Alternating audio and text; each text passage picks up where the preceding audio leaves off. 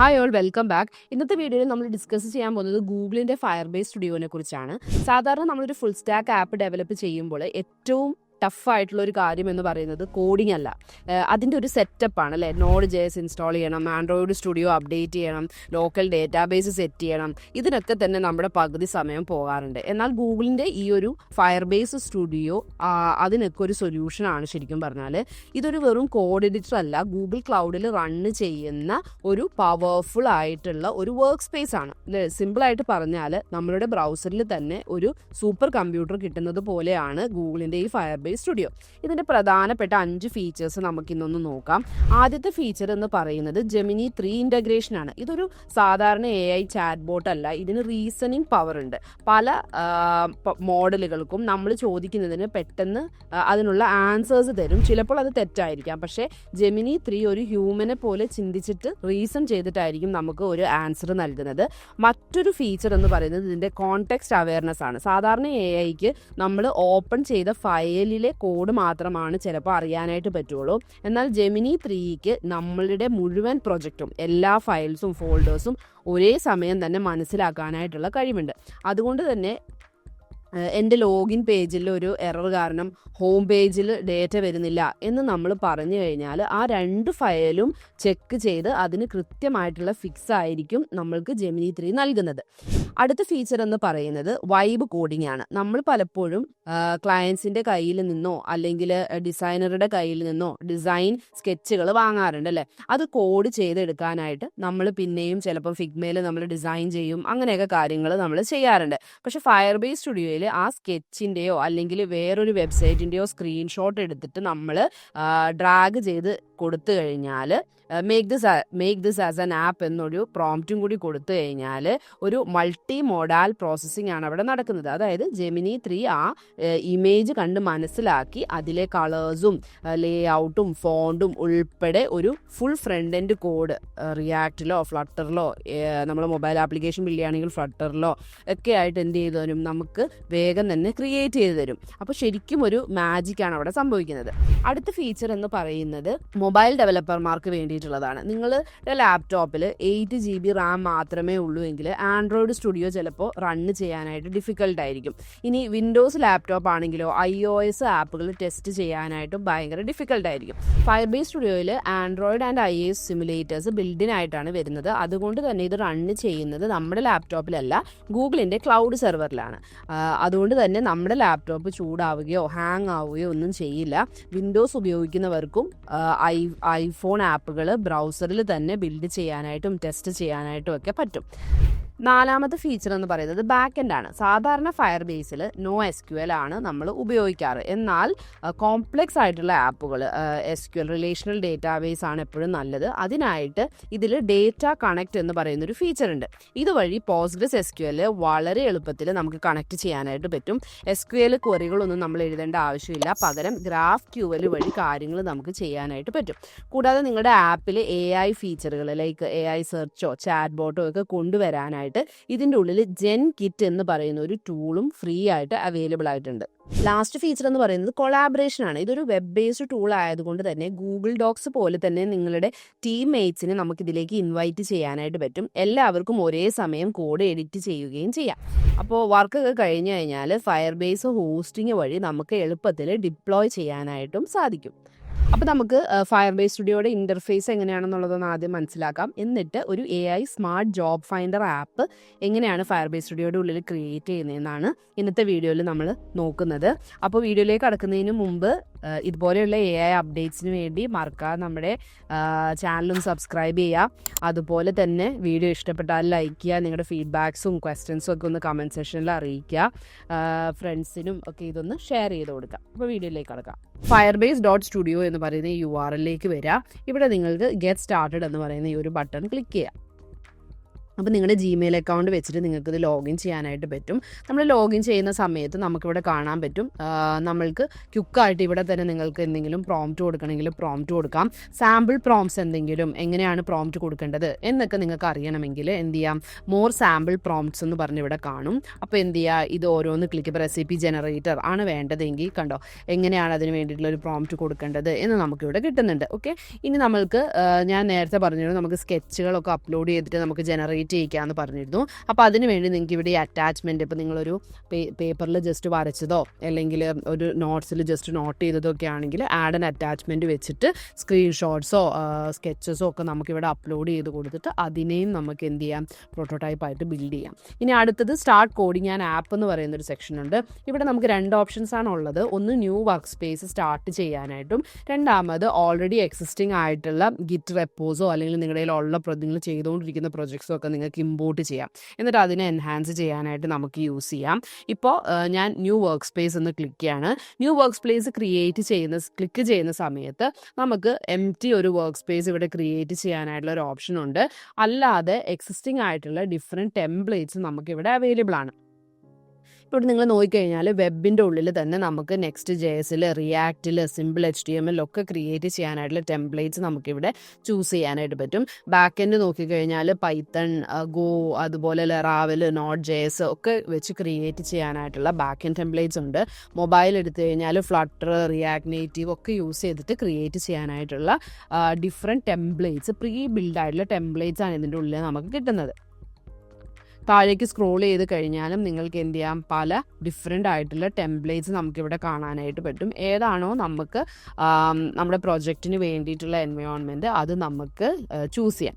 ഇനി അതിനുശേഷം പുതിയൊരു വർക്ക് സ്പേസ് ക്രിയേറ്റ് ചെയ്യാൻ ന്യൂ വർക്ക് സ്പേസ് ക്ലിക്ക് ചെയ്യാം. നിങ്ങൾക്ക് ഓൾറെഡി ടെംപ്ലേറ്റ് ഏതെങ്കിലും ആണ് വേണ്ടതെങ്കിൽ നേരത്തെ സ്റ്റെപ്പിൽ നിന്നും ആ ഒരു ടെംപ്ലേറ്റ് ചൂസ് ചെയ്താൽ മതി. ഇനി ഞാനിവിടെ വർക്ക് സ്പേസ് ആണ് ക്രിയേറ്റ് ചെയ്യുന്നത്, അതുകൊണ്ട് എന്ത് ചെയ്യാണ്, ന്യൂ വർക്ക് സ്പേസ് എന്നുള്ളത് ക്ലിക്ക് ചെയ്യുന്നു. ഇനി നമുക്ക് എന്താണോ ക്രിയേറ്റ് ചെയ്യേണ്ടത് അതിൻ്റെ പേര് ഇവിടെ കൊടുക്കാം, നമ്മുടെ വർക്ക് സ്പേസിൻ്റെ പേര്. അപ്പോൾ ഞാനിവിടെ സ്മാർട്ട് ഹയർ എന്ന് കൊടുക്കുകയാണ്. എന്നിട്ട് ക്രിയേറ്റ് എന്ന് പറയുന്ന ഈ ഒരു ബട്ടൺ ക്ലിക്ക് ചെയ്യുക. അപ്പോൾ ഇവിടെ നമ്മുടെ വർക്ക് സ്പേസിന് വേണ്ടിയിട്ടുള്ള എൻവയോൺമെൻറ്റ്സും അതുപോലെയുള്ള കാര്യങ്ങളുമൊക്കെ സെറ്റപ്പ് ചെയ്യാനും ഇനീഷ്യലൈസ് ചെയ്യാനായിട്ടും തുടങ്ങും. ഇത് ഒന്ന് കുറച്ച് ടൈം എടുക്കും, അതിനുവേണ്ടി നമുക്കൊന്ന് വെയിറ്റ് ചെയ്യാം. അപ്പോൾ ഇവിടെ നമ്മുടെ വർക്ക് സ്പേസ് ഇവിടെ ക്രിയേറ്റ് ചെയ്ത് തന്നിട്ടുണ്ട്. അപ്പോൾ ഇതാണ് നമ്മുടെ ഇൻ്റർഫേസ് വരുന്നത്. ഇവിടെ നിങ്ങൾ നോക്കിക്കഴിഞ്ഞാൽ ലെഫ്റ്റ് സൈഡിൽ നമുക്ക് ഫയലുകളും ഫോൾഡേഴ്സും ഒക്കെ നമുക്ക് എക്സ്പ്ലോർ ചെയ്യാനായിട്ടുള്ള ഓപ്ഷൻസ് ആണുള്ളത്. ഓക്കെ, ഡിഫറെൻറ്റ് ഫയൽസും കാര്യങ്ങളൊക്കെ ഇവിടെയാണ് നമുക്ക് കിട്ടുക. സെർച്ച് ചെയ്യാനായിട്ടുള്ളത്, സോഴ്സ് കൺട്രോള്, റൺ ചെയ്യാനും ഡീബഗ് ചെയ്യാനും എക്സ്റ്റൻഷൻസ്, അങ്ങനത്തെ കാര്യങ്ങളൊക്കെ. റൈറ്റ് സൈഡിൽ നിങ്ങൾ നോക്കിക്കഴിഞ്ഞാൽ ഇവിടെയാണ് നമുക്ക് ജെമിനിയുടെ ചാറ്റ് വിൻഡോ ഉള്ളത്. അപ്പോൾ ഈ ഒരു ടൂളാണ് നമ്മുടെ ഈ ഒരു ഫയർബേസ് സ്റ്റുഡിയോയുടെ തന്നെ ബ്രെയിൻ എന്ന് പറയുന്നത്. ഇവിടെയാണ് നമ്മൾ ഡിഫറെൻറ്റ് LLM മോഡൽസിനെ കണക്ട് ചെയ്യുന്നത്. ഓക്കെ, കോഡ് റൈറ്റ് ചെയ്യാനും എറേഴ്സ് മാറ്റാനായിട്ടും ഡേറ്റാബേസ് കണക്ട് ചെയ്യാനും ഒക്കെ ഇവിടെയാണ് നമ്മൾ പ്രോംപ്റ്റും കാര്യങ്ങളും ഒക്കെ ജെമിനിയായിട്ട് കണക്ട് ചെയ്യുന്നത്.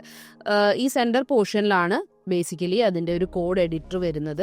ഇവിടെ നമുക്ക് കോഡ് എഡിറ്റ് ചെയ്യും കാര്യങ്ങളൊക്കെ ചെയ്യാം. VS കോഡിലൊക്കെ ഉള്ള പോലെ തന്നെയാണ് ഇതിൻ്റെ ഉള്ളിലെല്ലാം വർക്ക് ചെയ്യുന്നത്. പിന്നെ ഉള്ളത് ഒരു പ്രിവ്യൂ വിൻഡോ ആണ്. നമ്മൾക്ക് പ്രിവ്യൂ ചെയ്ത് കാണാനായിട്ട് നമ്മളത് ചെയ്യുന്ന സമയത്ത് ഞാൻ കാണിച്ചു തരാം. ഇവിടെ നിങ്ങൾ നോക്കിക്കഴിഞ്ഞാൽ പ്രിവ്യൂ ക്ലിക്ക് ചെയ്താൽ നമ്മൾ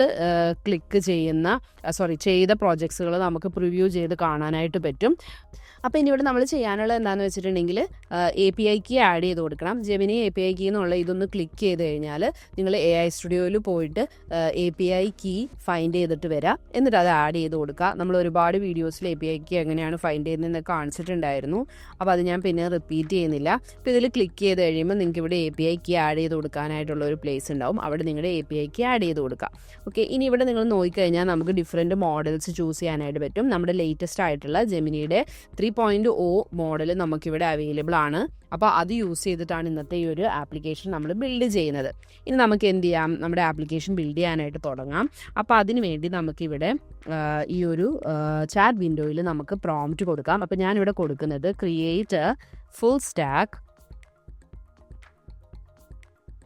ജോബ് ഫൈൻഡർ ആപ്ലിക്കേഷൻ യൂസിങ് ഏത് ടെക്സ്റ്റ് സ്റ്റാക്കാണ് നിങ്ങൾക്ക് യൂസ് ചെയ്യേണ്ടതെന്ന് കൊടുക്കുക. ഞാനിവിടെ Next.js ആണ് കൊടുക്കുന്നത് ആൻഡ് Tailwind CSS ആണ് കൊടുക്കുന്നത്. ഇനി ബാക്ക് എൻഡ് എന്താണ് കൊടുക്കേണ്ടത് നമ്മൾ അടുത്തത് പറയാണ്. Use Firebase for the back end. Okay, then the app needs 2 roles.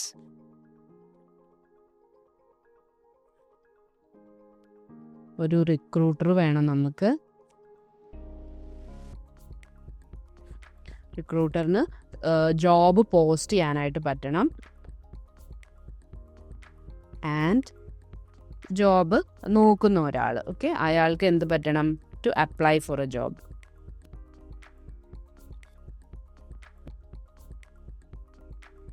Okay, ഇനി നമ്മൾക്ക് എങ്ങനെയാണ് നമ്മുടെ ഒരു ലേ ഔട്ട് വേണ്ടത് നമുക്ക് കൊടുക്കാം. Include modern UI with a dark theme. അപ്പോൾ ഞാൻ പലപ്പോഴും ഇത് നമ്മൾ വൈബ് കോഡ് ചെയ്യാൻ പറ്റുന്ന നല്ലൊരു ടൂളാണെങ്കിലും ഡെഫിനറ്റ്ലി നിങ്ങൾക്ക് ഈ ഒരു ടെക്സ്റ്റ് സ്റ്റാക്കുകളൊക്കെ എന്താണെന്നും എങ്ങനെയാണ് അത് കംപ്ലീറ്റ്ലി ഫ്രണ്ട് എൻഡും ബാക്ക് എൻഡും ഡേറ്റാബേസും ഒക്കെ വർക്ക് ചെയ്യുന്നത് എന്നുള്ളതും ഒക്കെ നിങ്ങൾ അറിഞ്ഞിരിക്കണം. അതുകൊണ്ട് തന്നെ ഡെഫിനറ്റ്ലി നിങ്ങൾ ഒരു കോഡിംഗ് നോളജ് വരുത്തിയിട്ട് ഇങ്ങനത്തെ കാര്യങ്ങളൊക്കെ ചെയ്യാനായിട്ട് മാക്സിമം ട്രൈ ചെയ്യുക. എന്നാലാണ് ഇതിനൊന്ന് സ്കെയിൽ ചെയ്യുന്ന രീതിയിൽ, ഡിപ്ലോയ് ചെയ്യുന്ന രീതിയിലുള്ള ആപ്ലിക്കേഷൻസ് ആക്കി നിങ്ങൾക്ക് മാറ്റാനായിട്ട് പറ്റുള്ളൂ. ഓക്കെ, ഇനി നമുക്ക് ഏതാണ് 3.0 ഈ മോഡലാണ് നമ്മൾ ചൂസ് ചെയ്യുന്നത്. ഇനി ഇവിടെ നമുക്ക് അവൈലബിൾ ആണ്. ജസ്റ്റ് ഡിസ്കസ് ആൻഡ് പ്ലാൻ മാത്രം ചെയ്യണമെങ്കിൽ നമുക്കത് ചെയ്യാം. ഏജൻ്റ് ആണെങ്കിൽ മോഡ് നമുക്ക് ചൂസ് ചെയ്യാം. നമ്മുടെ ആപ്പിന് ഓട്ടോമാറ്റിക്കലി ഇത് ചേഞ്ചസ് വരുത്തും. ഏജൻറ്റ് ഓട്ടോ റൺ എന്ന് പറയുന്ന ഒരു ഇതുണ്ട്.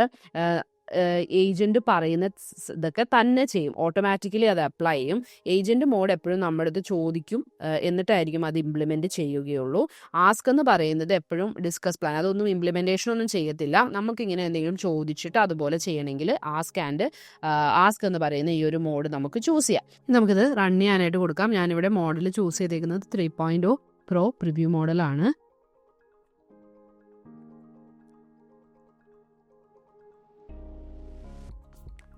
അപ്പോൾ അതിന് വേണ്ടിയിട്ടുള്ള ഓരോ എൻവയോൺമെൻറ്റ്സ് ഇത് ആഡ് ചെയ്യുന്നുണ്ട്, Node.js അങ്ങനത്തെ കാര്യങ്ങളൊക്കെ. എന്നിട്ട് നമ്മുടെ അടുത്ത് ഈ ഒരു ഫയൽ അപ്ഡേറ്റ് ചെയ്യേണ്ട കാര്യങ്ങൾ ചോദിക്കുന്നുണ്ട്. അപ്പോൾ ഞാൻ ജസ്റ്റ് അപ്ഡേറ്റ് ഫയൽ എന്ന് കൊടുക്കുകയാണ്.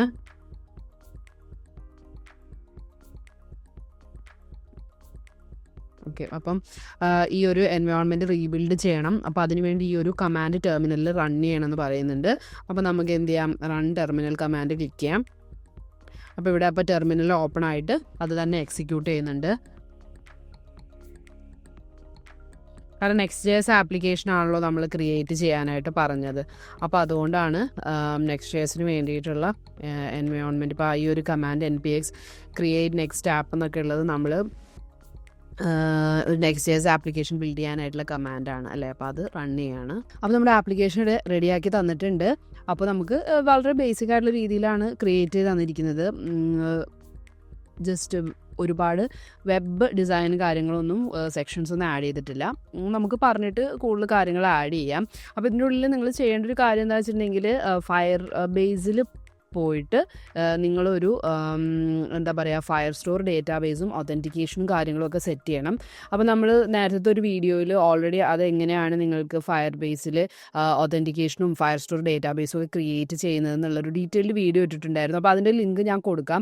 അപ്പോൾ അതിൽ പോയി നോക്കിക്കഴിഞ്ഞാൽ എങ്ങനെയാണ് ഈ ഒരു സൈൻ ഇൻ മെത്തേഡ്സ് ഒക്കെ ആഡ് ചെയ്യുന്നതെന്നും ഡേറ്റാബേസ് ക്രിയേറ്റ് ചെയ്യുന്നതെന്നും ഒക്കെ അതിൻ്റെ ഉള്ളിൽ പറഞ്ഞിട്ടുണ്ട്. അപ്പോൾ അതുപോലെ നിങ്ങളൊന്ന് ചെയ്തിട്ട് അതിൻ്റെ SDK ഡീറ്റെയിൽസ് നിങ്ങൾ എന്ത് ചെയ്യണം, നമ്മുടെ ഈ ഒരു ജെമിനി ചാറ്റിൻ്റെ ഉള്ളിലേക്ക് ആഡ് ചെയ്ത് കൊടുക്കണം. അങ്ങനെ ആയിരിക്കും ഇതിൻ്റെ ആ ഒരു ഡെമോ വർക്ക് ചെയ്യുന്നത്. ഓക്കെ, അപ്പോൾ നമുക്കിവിടെ നോക്കിക്കഴിഞ്ഞാൽ കാണാൻ പറ്റും. ഇപ്പോൾ ഇപ്പോൾ നമുക്ക് ബ്രൗസ് ജോബ്സ് ക്ലിക്ക് ചെയ്ത് കഴിഞ്ഞാൽ കുറച്ച് ജോബ് ലിസ്റ്റിങ്സും കാര്യങ്ങളും ഡേറ്റാബേസിൽ നിന്ന് എടുത്ത് ഫെച്ച് ചെയ്ത് കാണിക്കുന്നുണ്ട്. അപ്പോൾ വ്യൂ ഡീറ്റെയിൽസ് പേജ് ഒന്ന് ക്ലിക്ക് ചെയ്യാം, അത് ചെയ്തിട്ടുണ്ടോ എന്ന് നോക്കാം. ഓക്കെ, വ്യൂ ഡീറ്റെയിൽസ് പേജിൽ വരുമ്പോൾ അതും അതിൻ്റെ ഡീറ്റെയിൽസ് കാണിക്കുന്നുണ്ട്.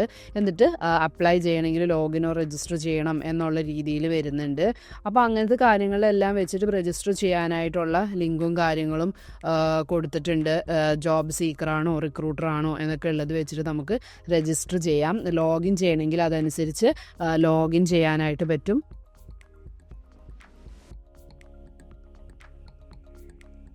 ലോഗിൻ ചെയ്യുന്ന സമയത്ത് നമുക്കൊരു ഡാഷ്ബോർഡിൻ്റെ ഉള്ളിൽ ഓൾറെഡി അപ്ലൈ ചെയ്തിട്ടുള്ള നമ്മൾ പോസ്റ്റ് ചെയ്തിട്ടുള്ള ജോബിനെ കുറിച്ചുള്ള ഡീറ്റെയിൽസ് ഉണ്ട്. പുതിയൊരു ജോബ് പോസ്റ്റ് ചെയ്യണമെങ്കിൽ അതിൻ്റെ ഡീറ്റെയിൽസ് വന്നിട്ടുണ്ട്. അതുപോലെ ഓരോ ജോബിനും ഏതൊക്കെ ആപ്ലിക്കൻസ് ആണ് അപ്ലൈ ചെയ്തിട്ടുള്ളത്, അതിൻ്റെ സ്റ്റാറ്റസ് എന്താണ്, അവരെ അക്സെപ്റ്റ് ചെയ്യണോ റിജക്റ്റ് ചെയ്യണോ, ഇങ്ങനെയുള്ള കാര്യങ്ങളെല്ലാം വെച്ചിട്ട് ഒരു കംപ്ലീറ്റ് ആയിട്ടുള്ള ഒരു ആപ്ലിക്കേഷൻ വിത്ത് ഫ്രണ്ട് എൻഡും ബാക്ക് എൻഡും കൂടി ഇൻറ്റഗ്രേറ്റ് ചെയ്തിട്ടാണ് നമുക്കിവിടെ ക്രിയേറ്റ് ചെയ്ത് തന്നിരിക്കുന്നത്. അപ്പോൾ നിങ്ങളെല്ലാവരും ഇതൊന്ന് ട്രൈ ചെയ്ത് നോക്കാം, നിങ്ങളുടെ ഫീഡ്ബാക്സ് ഒക്കെ ഒന്ന് പറയാം. പിന്നെ ഞാൻ നേരത്തെ പറഞ്ഞ പോലെ തന്നെ നമുക്ക് മൊബൈൽ ആപ്ലിക്കേഷൻസ് ബിൽഡ് ചെയ്യാം. അങ്ങനത്തെ ട്യൂട്ടോറിയൽ നിങ്ങൾക്ക് ഇൻട്രസ്റ്റഡ് ആണെങ്കിൽ നിങ്ങളൊന്ന് കമൻറ്റ് ചെയ്യാം. അപ്പോൾ നമ്മൾ അതിനോട് ബന്ധപ്പെട്ട രീതിയിലുള്ള ട്യൂട്ടോറിയൽസും കൂടി ഇടാം. അപ്പോൾ താങ്ക് യു ഫോർ വാച്ചിങ്.